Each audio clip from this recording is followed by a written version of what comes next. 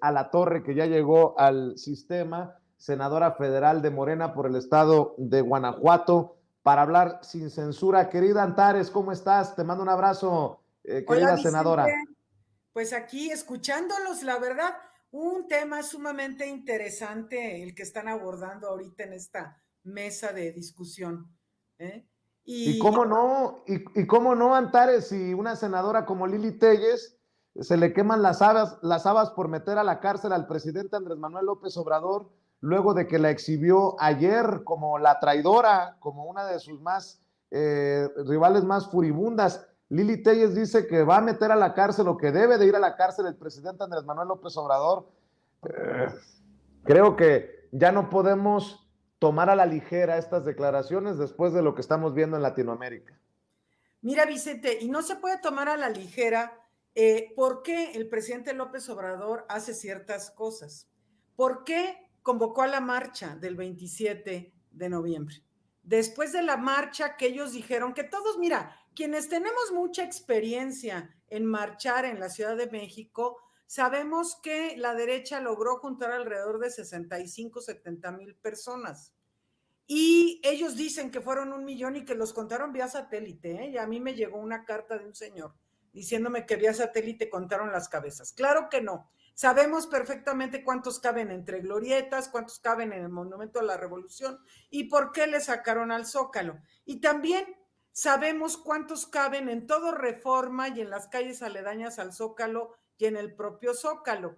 Eh, y sabemos cómo han sido las marchas porque las hemos vivido. Yo he estado en muchas marchas con Andrés Manuel López Obrador y sabemos cuánta gente estuvimos. Entonces, esta marcha fue a propósito después de la marcha de la derecha para hacer un contraste y que la gente que hoy está más politizada que nunca se dé cuenta de cómo la marcha de la derecha es de furia, de odio. Lo que ahí se destilaba eran, aparte de las mentiras y de toda la manipulación que los líderes de la derecha han estado infiltrando en sus seguidores, lo que se percibe es odio, furia, que en momentos fue hasta en contra de ellos mismos, ¿eh? Porque hay muchos videos por ahí en redes de pleitos entre ellos, porque es una derecha furibunda, esa es su esencia. Esta de la derecha siempre es eso, el conflicto, la violencia disfrazada de, ay, son buenos. Yo les digo así a los creyentes que son como los fariseos de la época de Jesús, son como aquellos que fueron a buscar a Maximiliano inmediatamente después de la independencia mexicana, son como Porfirio Díaz y su gente, ¿no?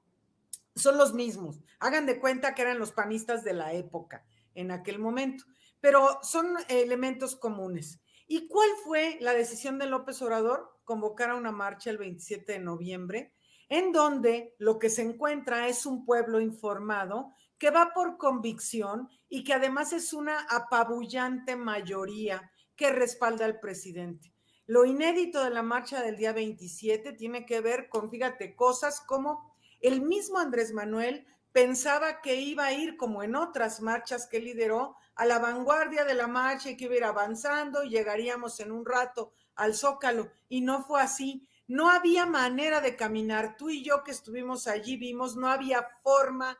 Y fue una marcha en la que Andrés Manuel hizo más de 6 horas en llegar al Zócalo, cosa que nunca antes había sido, porque la gente se agolpaba para poder verlo. Pero más allá de eso, el apoyo irrestricto de un pueblo convencido, politizado, informado en respaldo a su presidente. Que se ha dicho muchísimo de esto, hace mucho que se ha estado hablando del golpe blando en México y hoy precisamente el presidente en la mañana habló de eso y dijo que no, porque hoy aquí el pueblo está respaldándolo a él de manera apabullante. Y en analogía con lo que ha pasado en Sudamérica en los últimos tiempos, que nos ha tocado a nosotros ver en este gobierno, el caso de Bolivia y el caso ahora de Perú, lamentabilísimos, ellos, por supuesto, de inmediato recuperan porque son las banderas de la derecha. La derecha es golpista, la derecha quiere en todo momento deshacerse de los gobiernos progresistas y ellos quieren rehacerse del poder para volver a los gobiernos populares de beneficio para unos cuantos. Entonces, aquí en México no pierden oportunidad de utilizar cosas como la que pasó en Bolivia y como lo que pasó ahora lamentablemente en Perú, para decir, porque ya he visto en redes también el que sigue es López Obrador. No nos sigue López Obrador y nosotros no lo vamos a permitir. El pueblo no lo va a permitir. Pero sí tenemos que estar alertas para varias cosas que cuando las mezclamos con lo que está sucediendo afuera y adentro del país, vemos ahora la falta del voto, bueno, el voto en contra de la derecha en las reformas constitucionales, que es la segunda que votan en contra, así como fue la reforma eléctrica y ahora la reforma electoral. Vemos aquí la importancia de dotar al presidente de la República de una mayoría calificada, sobre todo en gobiernos como el nuestro, que es un gobierno progresista. La derecha, pues no, esos que se queden sin Congreso, eso está bien, pero es tan importante. Y esto de cara a lo que sigue, al pueblo de México y a tu auditorio, que es muy cuantioso, Vicente, es pedirles de favor que reflexionen y que nos ayuden, sobre todo, a informar a otros esta es la importancia de que el presidente de la República, sobre todo uno como el que tenemos nosotros, tenga una mayoría absoluta, mayoría calificada en el Congreso de la Unión. Vamos a batallar, bueno, nosotros ya no nos va a llegar tampoco esta reforma constitucional y sin duda vamos a estar impulsando el plan B del presidente. Pero hay muchas cosas para la reflexión y que el pueblo de México tiene que estar participando de esta reflexión sin duda.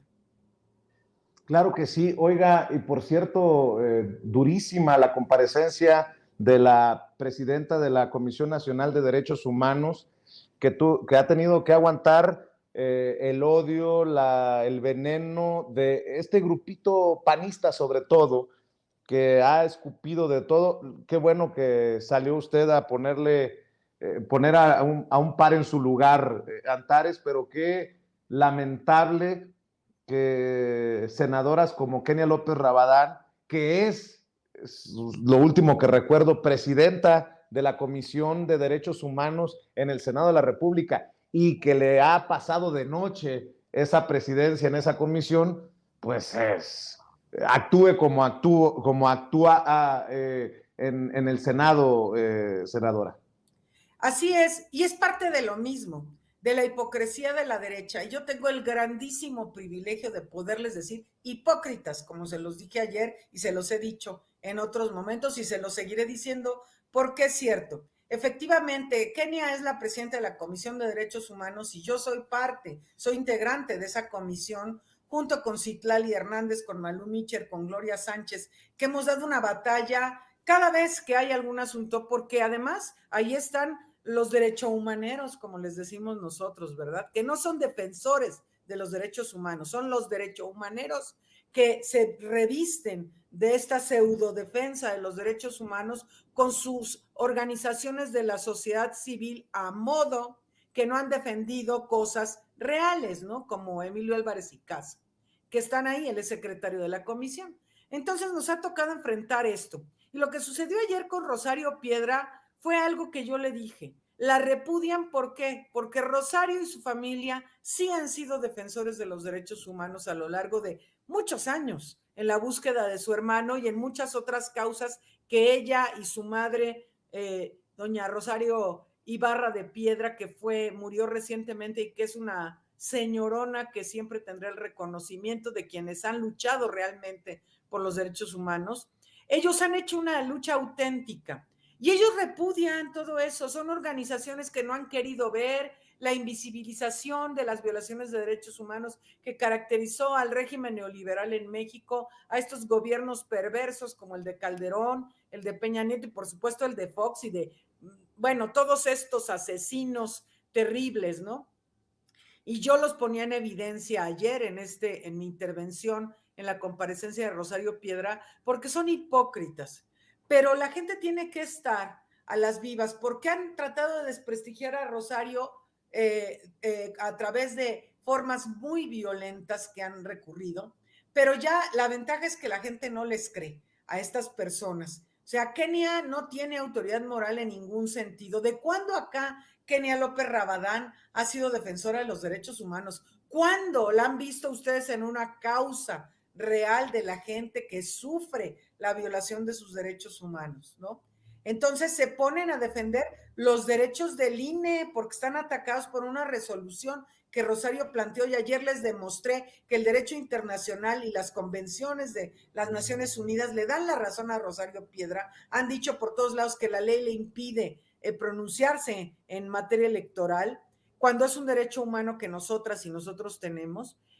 Han tratado de denostarla por todos los medios, pero se demostró ayer con cifras que la CNDH ahora ha actuado de manera contundente en muchos casos, algunos que a nosotros tampoco nos han parecido del todo bien, porque ha atacado algunas resoluciones acá también, pero que ella tiene autoridad moral para hacerlo. ¿De cuándo acá Kenia es defensora de los derechos humanos? Y díganme como qué causa real Emilio Álvarez y Casa ha enarbolado. Ese que sí fue presidente de la Comisión de Derechos Humanos de la Ciudad de México, y que ayer decía César Cravioto, su gran hazaña fue poner una queja o más decir, plantear una recomendación por el plantón de reforma, por el derecho de los vehículos a pasar, ¿no? El derecho humano de los coches, ¿no? ¿O cómo? Porque no habló de la violación de derechos humanos que nos hicieron en el 2006.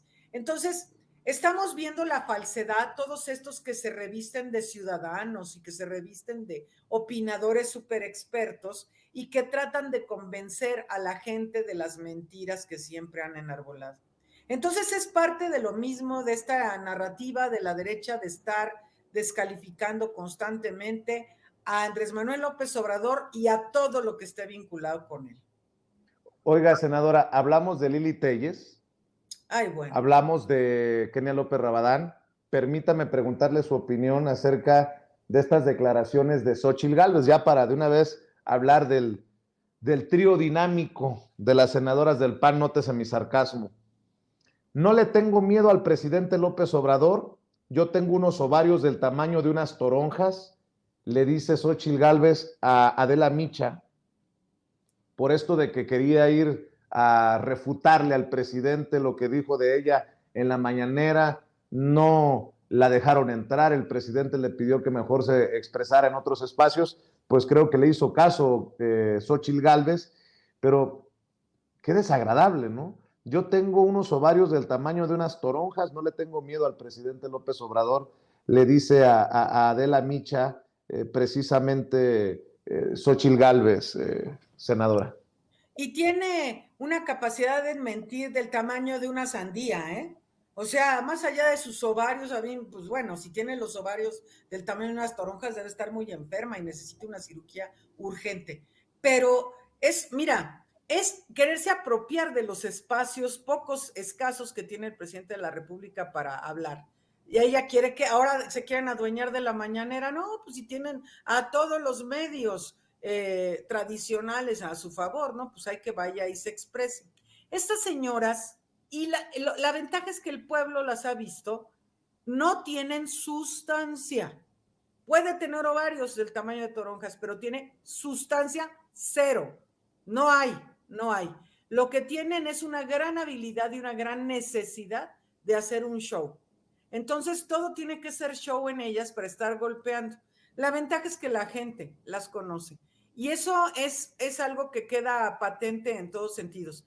Las han puesto en evidencia muchas personas, a Xóchitl en particular. La puso en evidencia Adán Augusto en su comparecencia como secretario de Gobernación en el análisis del informe del presidente en este año, cuando mintió porque decía que López Obrador había estado con Luis Echeverría porque era su pupilo casi, casi, ¿no? Y Adán le dijo, no, a esa edad López Obrador estaba en la prepa allá en Villahermosa, hasta le dijo el nombre de la prepa, ¿no? Porque miente de manera reiterada. También ha mentido mucho, por ejemplo, con Rocío Nale, que es una experta ingeniera en energéticos, se fue a refutarle hace, creo que el año pasado, en la comparecencia de Rocío Nale, a lo mejor hoy también fue, no sé, porque no fui, hoy está compareciendo Rocío Nale en el Senado, pero fue a quererle hablar de energéticos a la experta y la puso en evidencia en un ridículo terrible. También en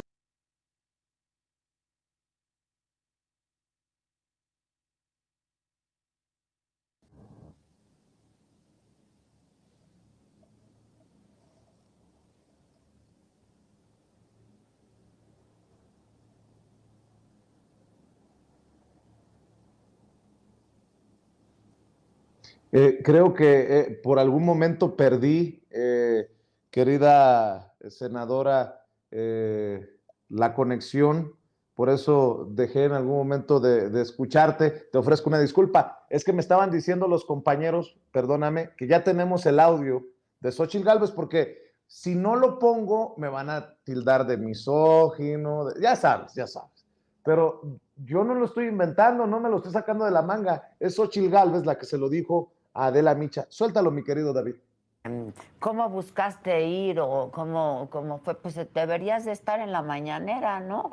Pues, no me dejan entrar, Adela, a ese no, palacio pues amurallado. A muchos no nos dejan entrar, pero pues una llamada a Jesús Ramírez y ahí te puede responder el presidente. Escribí, le hice una carta al presidente de la República, la recibió, porque se ve que se enteró de mi carta, pero simple y sencillamente dijo que no, al menos que tenga yo una orden judicial para que me reciba en la mañanera. Este hombre que tanto se quejó de ser víctima del autoritarismo, este hombre que tanto se quejó de los medios de comunicación que no le daban el derecho de réplica, este hombre que luchó por las libertades, hoy simplemente decide no darme el derecho de réplica en un programa de televisión que tiene Adela, porque hay que decir que lo Eso es, claro, es un programa digital, digamos, y ya aparece en la tele también, sí, claro. Producido por CPE. O sea, es un programa de televisión que no diga otra cosa, porque se transmite por las redes, se transmite en tiempo real, se transmite con uso de recursos públicos.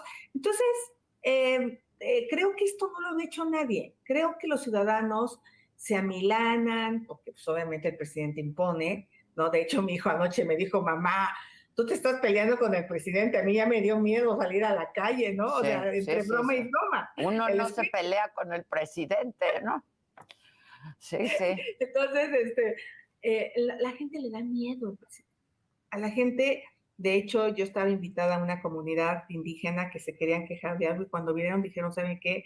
No, porque a lo mejor el presidente la guerra contra nosotros. Fíjate nada más lo que este hombre logra en la gente, miedo. Entonces, yo lo que te quiero decir es, no le tengo miedo al presidente. Desde los 14 años, 12 años empecé a luchar contra el cacique de mi pueblo, Felipe Contreras, en Tepatepec, parada en un remolque, luchando para que tuviéramos agua, para que tuviéramos escuelas, para que las comunidades de Denganzá, del Mendoza, dejaran de salir de esa pobreza. O sea, tengo muchos años luchando y luego luché contra otros más duros cuando fui candidata a gobernadora. O sea, estoy acostumbrada a luchar con esos personajes tan autoritarios.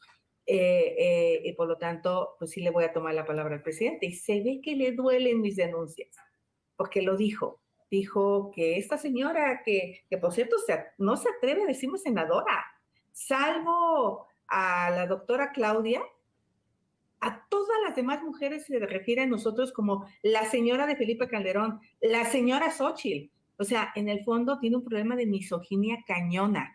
Entonces, el señor López, porque pues, le voy a decir así, ¿no? Porque a mí no me dice la senadora Xóchitl, me dice la señora Xóchitl. Entonces, el señor López sí va a recibir pues, una denuncia de amparo por mi parte, o sea, voy a meter un amparo para que me dé este derecho de réplica.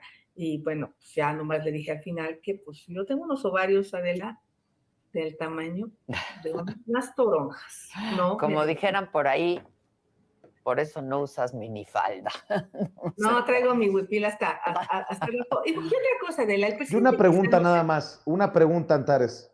Si yo dijera eso de una mujer que tiene unos ovarios de tamaño de unas toronjas y que por eso no usa minifalda, ¿qué pasaría? ¿No?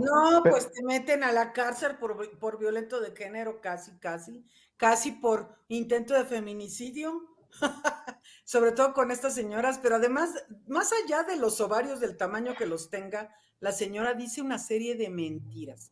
Es la narrativa de Andrés Manuel, el autoritario, ¿sí? Es la mentira de su lucha social, de cuando acá es luchadora social. Es la mentira del derecho de réplica. ¿Cuándo Andrés Manuel le han dado derecho de réplica y en el único espacio que tiene Ella quiere ir a adueñarse también cuando tienen más que derecho de réplica y jamás le han dado derecho de réplica a Andrés Manuel en ninguno de los programas como este al que ella acudió. Acusa la mentira de que la gente le tiene miedo. Ya viste el 27 de noviembre el gran miedo que le tiene la gente, ¿verdad? Andrés Manuel López Obrador, y que ahora ya el hijo tiene miedo de salir a la calle. Ay, pobrecitos, está como Lili Telles y sus amenazas de muerte y que por eso quieren que sí las cuide el ejército, a ellas, no al pueblo. Entonces, son todas estas mentiras que dicen estas mujeres con el fin único de golpear. Para cerrar, senadora, el caso Monreal, yo sé que es una situación difícil, sobre todo para los miembros de la bancada de Morena. Ricardo Monreal, que amaga con irse a la oposición, el presidente le abre la puerta para que se vaya el primo hermano a donde quiera, y bueno, pues ahora traemos el tema de la reforma a las leyes secundarias en temas electorales. Ya Monreal dice que no va a ser en fast track. Parece muchas veces como de oposición el mensaje que envía Ricardo Monreal. Te pregunto del caso Monreal porque están debatiendo cosas que ya se aprobaron en la Cámara de Diputados y que resultan para muchos importantes, entre ellos para tu servidor y para muchos mexicanos. Esto de ponerle un alto al INE y o a Lorenzo Córdoba, Ciro Murayama, y cómo han manejado al INE. Dame tu opinión para cerrar, senadora.